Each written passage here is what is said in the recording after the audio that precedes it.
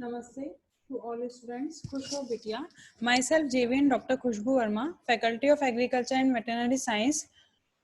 Today, we will discuss about gene transfer technique, which is electroporation.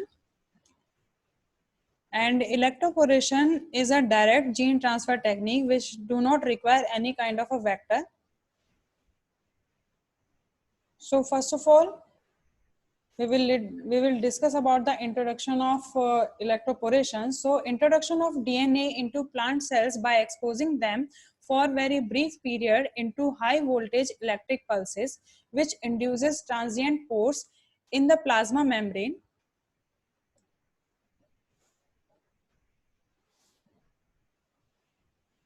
Plasma membrane or plasma lemma is called electroporation.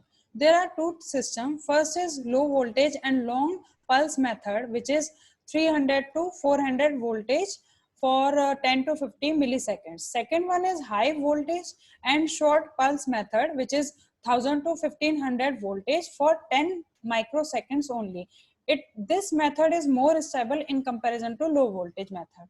Transformation frequency are increased several folds by a heat shock to protoplasm just prior to electroporation, means 5 minutes at 45-degree temperature.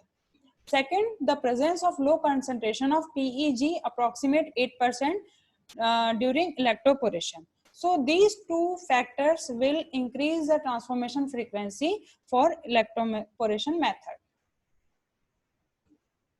This is the generalized flow diagram where we can see these are the culture cells and this is recombinant vector. It will be introduced mixed cells and DNA in a special cuvette.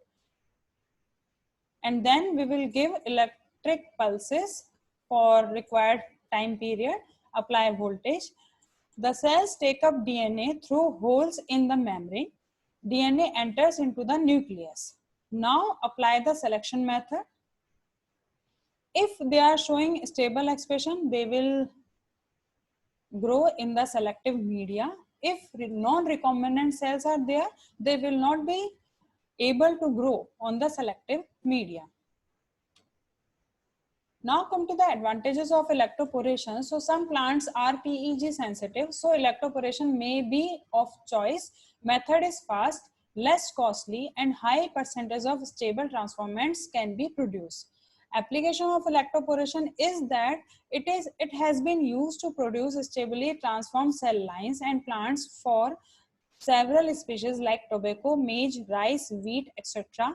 In tobacco, frequency is very high, approximately 2 to 8% in presence of 7% PEG.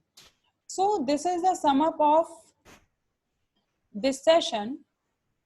And this session is powered by Digital Version 2.0, Jyoti Vidyapeeth Women's University. Hope you are satisfied with my digital session. If you have any query, please mention in the comment box. I will resolve it.